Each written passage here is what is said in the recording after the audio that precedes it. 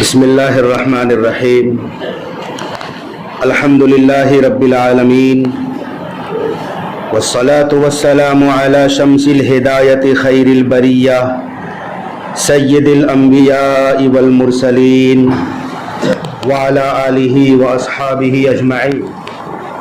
قال اللہ تعالی اعوذ باللہ من الشیطان الرجیم وما ارسلناک الا رحمتا للعالمین. وقال اللہ تعالی یا ایہا الناس انا خلقناکم من ذکر وانثی وجعلناکم شعوبا وقبائل لتعارفوا ان اکرمکم عند اللہ اتقاکم. صدق اللہ العظیم.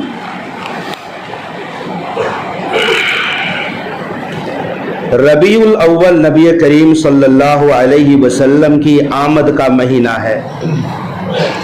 جس طرح آپ مردوں کے نبی ہیں اسی طرح عورتوں اور خواتین کے بھی نبی ہیں. رب کی بندگی اور اطاعت رسول کے لیے جس طرح مرد حضرات مکلف ہیں اسی طرح خواتین بھی مکلف ہیں. جس طرح نماز، روزہ، حج، دیگر عبادات مردوں پر لازم ہے اسی طرح عورتوں کے اوپر بھی ضروری ہے.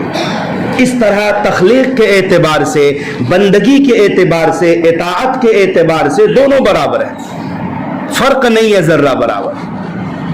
لیکن زمانے جاہلیت میں جس دور میں رسول خدا صلی اللہ علیہ وسلم اس دنیا میں تشریف لائے عورتوں پر سب سے زیادہ ظلم ہوتا تھا. کوئی اہمیت نہیں تھی معاشرے میں عورتوں کی. بعض قومیں عورتوں کو انسان ہی نہیں سمجھتی تھی. یہ دوسری ہی مخلوق ہے جو مردوں کی خواہشات اور تسکین کے لیے اللہ نے پیدا کیا ہے. ظلم کی یہ انتہا کہ جس کے گھر میں بچی پیدا ہوتی تھی وہ اپنے لیے آر سمجھتا تھا، منہ چھپائے پھرتا تھا اور اس وقت تک تسکین نہیں ملتی، چین نہیں ملتا جب تک اس زندہ لڑکی کو زمین کھود کر گڑھے میں چھپا نہ دے. زندہ درگور کرنا عام بات ہو گئی. لوگ یہ سوچتے تھے کہ ہماری بیٹی بیاہ کر کسی کے گھر میں نہ جائے، اپنا داماد بنے، یہ گوارا نہیں کیا جاتا تھا. وَإِذَا الْمَوْءُودَةُ سُئِلَتْ بِأَيِّ ذَنبٍ قُتِلَتْ. قرآن کہتا ہے جب زندہ درگور لڑکی سے پوچھا جائے گا بتاؤ تمہیں کس جرم کی پاداش میں زمین کے اندر دفن کیا گیا. تو بیٹیاں جب کسی کو بیٹی پیدا ہونے کی خبر دی جاتی تھی تو نگاہیں جھک جاتی تھی شرم کی وجہ سے. لوگ تانے دیتے تھے، مذاق اڑاتے تھے. جب کسی کا انتقال ہوتا تھا جس طرح وراثت میں مال تقسیم ہوتا ہے، دکانیں تقسیم ہوتی ہے، اسی طرح گھر کی عورتیں بھی تقسیم ہوتی ہیں. یہ دکان فلاں بیٹے کے لیے، یہ جائیداد فلاں بیٹے کے لیے. اور اگر ماں بھی ہوتی تھی تو ماں بھی وراثت میں تقسیم ہوتی تھی. چنانچہ تاریخ عرب میں یہ منحوس بات لکھی ہوئی ہے کہ 3 بیٹوں نے مل کر اپنی ماں کو 900 درہم میں بیچ دیا اور 300 درہم آپس میں تقسیم کیے. خود ہندوستان کے اندر بھی اس زمانے میں جب کسی عورت کا شوہر انتقال ہو جاتا تو وہ عورت خود بھی شوہر کی چتا پر لیٹ کر جل جاتی تھی اور لوگ اسے شوہر کے ساتھ اس بیوہ کو بھی جلا دیتے تھے. یہ یہاں کے حالات ہیں. عورتوں کا معاشرے میں کوئی لیول ہی نہیں تھا. ظلم ہی کے لیے پیدا کی گئی تھی گویا عورت. ظلم کی چکی میں پیستی تھی. بیویوں پر ظلم کرنا اور فحاشی اور بے حیائی کا یہ عالم تھا کہ ایک ایک عورت سے 10 مرد نکاح کرتے تھے. یہ اس زمانے میں گویا نکاح ہوتا تھا. پھر جب اس عورت کا بچہ پیدا ہوتا تو قرعہ اندازی سے طے کیا جاتا کہ یہ بچہ کس مرد کا ہے. اللہ عالم. جب رسول اللہ صلی اللہ علیہ وسلم اس دنیا میں تشریف لائے، عورتوں کے لیے سراپا رحمت بن کر آئے، عورتوں کے اوپر ہو رہے ظلم کو ختم کر دیا۔ فرمایا خبردار کوئی اپنی بیٹی کو زندہ دفن نہ کرے۔ جس نے اپنی 2 بیٹیوں کی پرورش کی، ادب دیا، تعلیم دی، نکاح کر دیا، شادی بیاہ کر دیا، اور شادی کے بعد بھی حسن سلوک کا سلسلہ جاری رکھا، آقا نے کیا فرمایا؟ میں محمد الرسول اللہ اور وہ شخص کہاتین، جس طرح یہ 2 انگلیاں بالکل برابر برابر قریب قریب ہے، میں اور وہ شخص جو 2 بچیوں کی پرورش کر رہا ہے، دونوں اتنے قریب ہیں۔ بالکل نبی کا پڑوسی بن جائے گا جس نے اپنی 2 بچیوں کی پرورش کر کے نکاح کرا۔ اسی طرح بہنوں کے بارے میں بھی فرمایا کہ جس کے گھر میں 2 بہنیں ہیں، یا وہ بہنیں جو طلاق لے کر واپس آ چکی ہے، 2 بہنوں کی کفالت کرے، حسن سلوک کا سلسلہ جاری رکھے، تو وہ بھی محمد عربی صلی اللہ علیہ وسلم کے پڑوس میں ہو۔ تمام ظلم کا خاتمہ کیا، فضیلت بتائی۔ وہ لوگ جو اپنی بچیوں کو زندہ درگور کرتے تھے، زندہ دفنانے سے باز آ گئے۔ بچیاں ماں باپ کے لیے جنت کی ضمانت ہے۔ ہاں، ماں باپ کے لیے جنت کی ضمانت ہے، عزت ہے، سہارا ہے ماں باپ کے لیے۔ اور ہاں، جس طرح پرندے اور چڑیاں شاخ پہ، ڈالیوں پہ چہچہاتی ہے اور پھر اڑ کر چلی جاتی ہے، ہمارے آپ کے گھروں میں اگر بچیاں ہیں تو وہ بچیاں ماں باپ کے گھروں میں چہچہا رہی ہے، ایک دن آئے گا اڑ کے چلی جائے گی۔ لہذا قدر کریں، اپنی بیٹیوں کی قدر کریں، یہ حسن سلوک کے لیے بنائی گئی ہے، ان کے ساتھ بہتر سلوک کیا جائے۔ بہن ہے رسول خدا صلی اللہ علیہ وسلم، یوں تو آپ اکلوتی اولاد تھی، نہ آپ کا کوئی حقیقی بھائی، نہ آپ کی کوئی حقیقی بہن تھی، لیکن ایک رضائی بہن تھی جس کا نام شیما بتلایا جاتا ہے۔ جب رسول اللہ صلی اللہ علیہ وسلم طائف کے علاقے میں قبیلے بنو سعد میں رہ کر حضرت حلیمہ سعدیہ کے یہاں رہتے تھے، تو شیما بڑی تھی، ہوشیار تھی کچھ، اور بچیاں شام کے وقت قبیلے بنو سعد کے ایک میدان میں اپنے اپنے بھائیوں کو لاتی تھی، بھائیوں کی تعریف کرتی تھی، کھیلا کرتی تھی۔ تو حضرت شیما بھی رسول اللہ صلی اللہ علیہ وسلم کو گود میں اٹھا کر لے جاتی اور اس میدان میں پہنچتی اور اپنے بھائی کی تعریف کرتی تھی۔ تو دیگر تمام بچیاں کہتی کہ شیما تیرا بھائی تو ان میں سب سے اچھا اور پیارا ہے۔ تو آپ بہت چھوٹے تھے اس وقت، تقریباً 4 سال یا 5 سال کے تھے، اور اس وقت تک آپ حضرت شیما کے ساتھ رہتے تھے۔ بات آئی گئی ہو گئی، شیما بڑی ہو گئی، ایک قبیلے میں حضرت شیما کی شادی ہو جاتی ہے۔ ایک لمبا زمانہ بیت گیا، آپ صلی اللہ علیہ وسلم کی عمر بھی بڑھاپے کو پہنچ رہی ہے۔ آپ مکہ سے ہجرت کر کے مدینہ تشریف لے آئے۔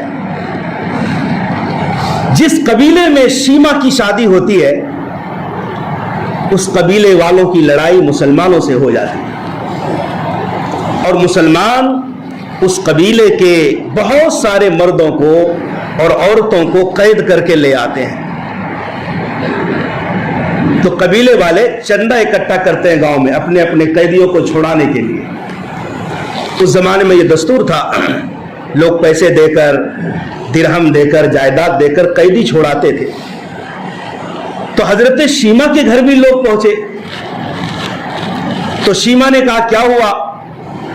تو لوگوں نے کہا ایسا ایسا ہوا ہے، اور اسی دوران محمد صلی اللہ علیہ وسلم کا ذکر بھی ہو گیا۔ تو شیما کہتی ہے تم لوگ چندہ کرنا بند کرو، رقم اکٹھی نہ کرو، پیسے کی کوئی ضرورت نہیں، مسکرانے لگی۔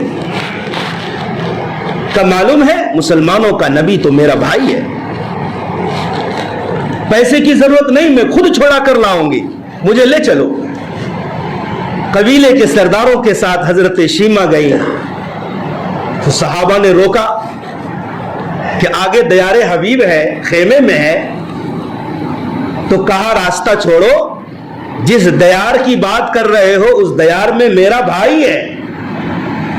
तो सहाबा ने नीचे नजरें कर ली। अल्लाह के नबी ने देखा तो कहा कि बहन आप यहां कैसे? तो कहा कि कैदियों को छुड़ाने आई।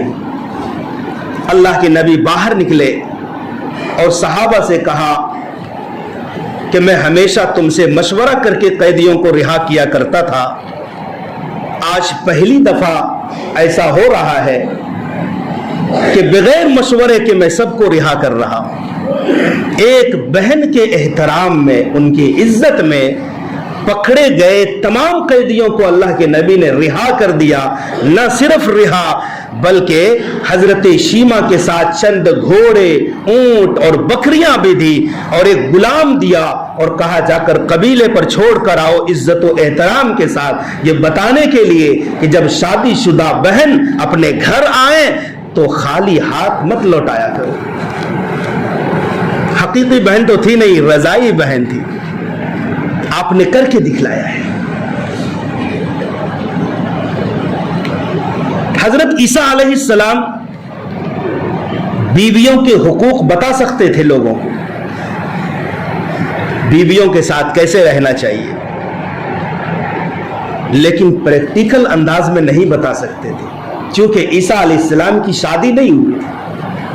अमली तौर पर रसूलुल्लाह सल्लल्लाहु अलैहि वसल्लम ने कौलन भी और अमलन भी उम्मत को बताया कि बीवियों के साथ किस तरह रहना चाहिए। अगर बेटी है तो माँ बाप के लिए जन्नत की जमानत है, बहन है तो भाइयों के लिए इज्जत और इफ्तिखार की चीज है, और बीवी है तो बीवी खुद इताअत शौहर करके अपने आप को जन्नत का मुस्तहिक बना सकती है। कोई किसी के लिए सिफारिश करे बड़ा आदमी तो उसकी सिफारिश मान ली जाती है। मुल्क का सदर, गवर्नर, बड़ा आदमी या दीनी एतबार से कोई मुहद्दिस, पीर, बुजुर्ग किसी के बारे में सिफारिश कर दे कि ऐसा कर लेना, इसके साथ अच्छा मामला करना, लोग मानते हैं। कुर्बान जाऊं, बीवी की सिफारिश अल्लाह खुद कह रहा है कुरान में, वआशिरूहुन्न बिल मारूफ, इनका ख्याल कर लेना, बीवियों का ख्याल कर लेना। सिफारिश करने वाला कौन? अल्लाह शौहरों को हुक्म दे रहा है, गोया सिफारिश कर रहा है कि जरा इनका ख्याल करना। आशिरूहुन्न बिल मारूफ, हुन्न लिबासुल लकुम व अंतुम लिबासुल लहुन्ना। सबसे ज्यादा करीब इंसान के बदन से उसका लिबास होता है, कपड़ा होता है। इतनी कुर्बत है कि बीवी को कुरान में लिबास कहा है। वो तुम्हारे लिए इज्जत की चीज है और तुम उसके लिए इज्जत की चीज हो। एक हदीस में यहां तक फरमाया है कि तुम में सबसे बेहतर शख्स वो है जो अपनी बीवी के साथ अच्छा बर्ताव करे, और मैं तुम में सबसे बेहतर बर्ताव करने वाला हूं। मेरे भाइयों, फिर जब बीवी मां बन जाती है ना, तो अल्लाह जन्नत को खुद मां के कदमों के नीचे डाल देता है। ये तरक्की करके बामे उरूज तक पहुंच जाती है। बेटी थी, बहन थी, बीबी थी, लेकिन मां ये मुकम्मल तौर पर इतनी तरक्की कर जाती है कि जन्नत को कदमों में लाकर डाल देता है अल्लाह। एक सहाबी आए, या रसूल अल्लाह, मेरे हुस्न सुलूक का सबसे ज्यादा मुस्तहिक कौन है? कौन है जिसके साथ मैं सबसे अच्छा सुलूक करूं? आका ने फरमाया, उम्मुक, तेरी मां है। ये बात हो गई। सहाबी ने जान भी लिया कि आका कह रहे हैं सबसे अच्छा सुलूक मां के साथ करना है। صحابی نے پھر پوچھا سما من، یہاں سما بعد کے ہے کہ ماں کے بعد پھر کس کے ساتھ حسن سلوک سے پیش آؤں؟ آقا نے پھر فرمایا امک، تیری ماں ہے، اپنے ماں کے ساتھ حسن سلوک کرو۔ 2 مرتبہ کہا، لیکن صحابی رسول کو اپنے سوال کا جواب نہیں مل رہا تھا، وہ یہ سوچ رہے تھے کہ ماں کے بعد پھر کسی کا نام لیں گے۔ تیسری بار پوچھا ثم من، ماں کے بعد پھر کس کے ساتھ حسن سلوک ہو، کون زیادہ مستحق ہے؟ قربان جاؤ، آقا نے پھر فرمایا قالا امک، تیری ماں ہے، 3 مرتبہ۔ تو صحابی رسول نے 4تھی مرتبہ بھی، وہ بھی اپنے سوال کے جواب کی تلاش میں تھے، ثم من قال ابوک، 4تھی مرتبہ فرمایا پھر تیرے حسن سلوک کا زیادہ مستحق تیرے باپ ہیں۔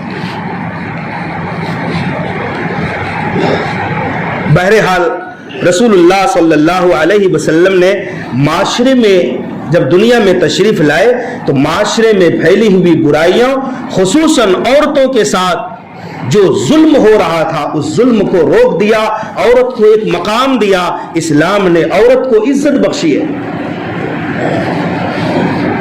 جس طرح مرد کے لیے حکم ہے کہ جب تم شادی کرنے کا ارادہ کرو تو دیندار عورت کا انتخاب کرو۔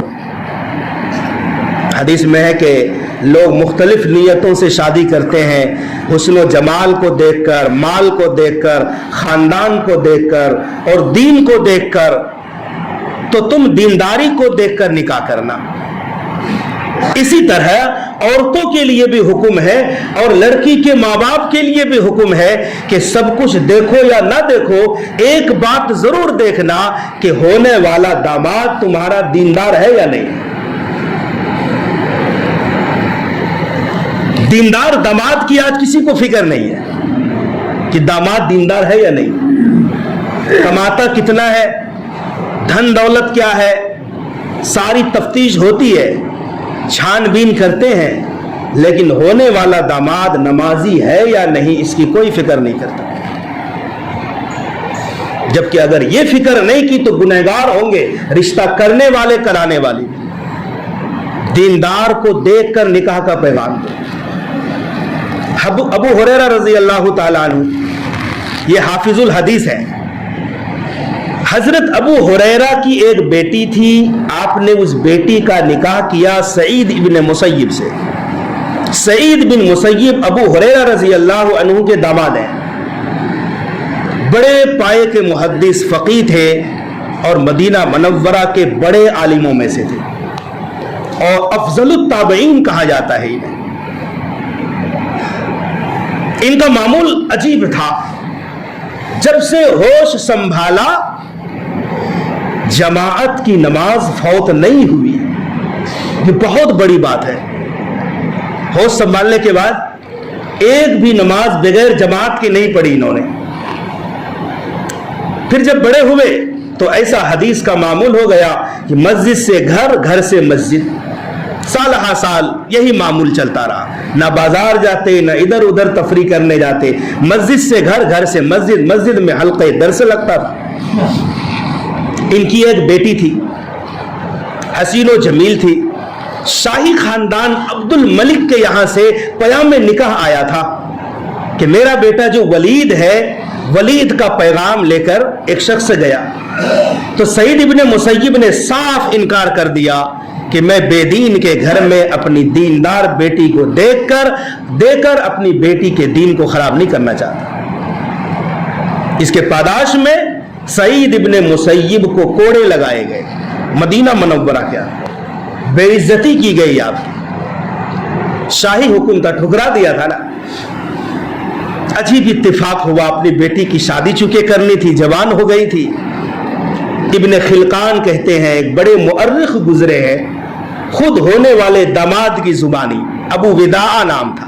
ابو وداع کہتے ہیں کہ میں حضرت کے درس میں برابر شامل ہوتا تھا۔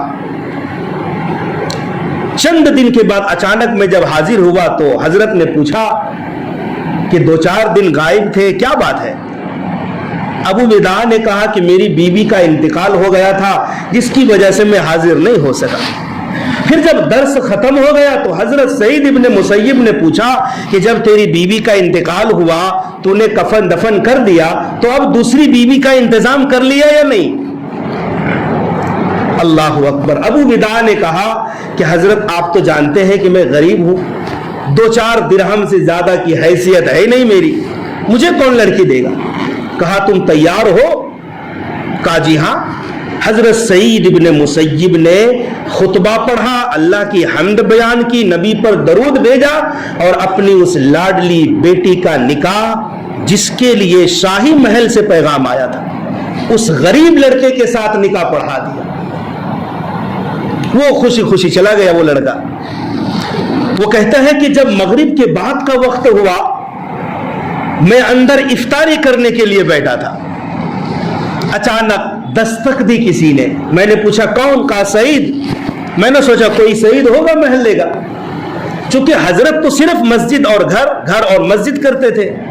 میں نے جب دروازہ کھولا تو دیکھا کہ سامنے حضرت سعید ابن مسیب استاد محترم کھڑے ہیں. کہا حضرت آپ کیوں چلے آئے, مجھے بلا لیتے. کہا بیٹا آج میرا آنا ضروری تھا, میں نے یہ سوچا کہ تم تنہائی میں رات گزارو گے, حالانکہ تیری شادی ہو چکی ہے. میں نے یہ چاہا کہ تم تنہائی میں رات نہ گزارو, تو یہ دیکھو میں تمہاری بیوی خود پہنچانے آیا ہوں. اپنی بیٹی کو اندر داخل کیا, خود حضرت واپس چلے آئے. ابو وداع کہتے ہیں میں نے اپنے گھر کی چھت پر چڑھ کر اعلان کیا, لوگوں دیکھو سعید ابن مسیب نے اپنی بیٹی میرے نکاح میں دے دی ہے. لوگ بھی خوش ہوئے. پھر بعد میں بتایا کہ قربان جاؤں حضرت سعید ابن مسیب پر, آپ کی وہ بیٹی قرآن کی بھی حافظہ تھی اور حدیث کی بھی حافظہ تھی. اس طرح سے لوگوں نے دیندار داماد کا انتخاب کیا تھا, دنیا کو نہیں دیکھا بلکہ دینداری کو دیکھا ہے. آپ نے قرآن میں بارہا پڑھا ہے, سنا ہے کہ شعیب علیہ السلام نے جس داماد کا انتخاب کیا وہ کون تھا؟ موسیٰ علیہ السلام تھے. قرآن میں سارا تفصیل کے ساتھ بیان کیا گیا ہے. آپ جب مصر چھوڑ کر مدین کی طرف چلے تو ایک ببول کے درخت کے نیچے بیٹھ گئے. کیا دیکھا؟ چند چرواہے کنویں سے ڈول کے ذریعے پانی کھینچ کر اپنے جانوروں کو پلا رہے ہیں. وہیں قریب سائڈ میں 2 بیٹیاں ہیں, 2 لڑکیاں جوان ہیں اور اپنے جانوروں کو روکے ہوئے ہیں. تو موسیٰ علیہ السلام نے پوچھا کہ تمہارا کیا ماجرا ہے؟ کہا کہ جب یہ چرواہے اپنے جانوروں کو پلا کر چلے جاتے ہیں تو بچا کھچا پانی ہم اپنے جانوروں کو پلاتے ہیں, اور چونکہ ہمارے ابا شعیب علیہ السلام کافی بوڑھے ہیں, وہ آ نہیں سکتے, اس لیے یہ فرض ہم دونوں بہنیں نبھاتے ہیں. موسیٰ علیہ السلام نے عورتوں کی مدد کرنی چاہیے, اور وہ ڈھکن کنویں کا پتھر کا جسے 10 مزدور مل کر ہٹاتے تھے. موسیٰ علیہ السلام اتنے قوی تھے کہ اکیلے سارا کام انجام دیا, اور ان دونوں لڑکیوں کے جانوروں کو پانی پلایا. اور پھر جب وہ لڑکیاں جانے لگی تو موسیٰ علیہ السلام نے ایک دعا کی, جس دعا کو ان لڑکیوں نے بھی سنا. قرآن کہتا ہے موسیٰ علیہ السلام نے کہا رب انی لما انزلت الی من خیر فقیر. موسیٰ علیہ السلام بھوکے تھے, مصر سے جب مدین چلے تھے ساز و سامان نہیں تھا, پتے چبا کر تھے.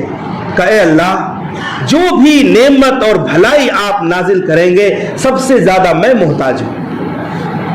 وہ لڑکیاں گئی, شعیب علیہ السلام نے کہا اتنی جلدی کیسے آ گئی؟ سارا واقعہ سنایا. کہا جاؤ اس نوجوان کو بلا کر لاؤ, ہم کچھ اجرت دیں گے, کچھ احسان کرنا چاہیں گے. ایک لڑکی کو بھیجا. موسیٰ علیہ السلام ساتھ چلنے لگے. گھر پہنچے تو لڑکی نے کہا کہ ابا اس نوجوان کو مزدوری پر رکھ لیجئے, یہ بکریاں چرائیں گے, کیونکہ یہ قوی بھی ہے, طاقتور بھی ہے اور امانت دار بھی ہے. تو کہا بیٹی ان 2 صفت کا کیسے معلوم ہوا؟ کہا قوی اس لیے کہ جس پتھر کو 10 نوجوان مل کر اٹھاتے تھے اس اکیلے نے اٹھا دیا تھا, اور امانت اس طرح سے کہ میں جب موسیٰ علیہ السلام کو لے کر گھر آ رہی تھی تو میں آگے آگے تھی، کہا کہ تم پیچھے ہو جاؤ اور پیچھے سے مجھے راستہ بتاؤ، کیونکہ میں ابراہیم علیہ السلام کی نسل سے ہوں اور میں کسی غیر محرم کو بلا عذر نہیں دیکھ سکتا۔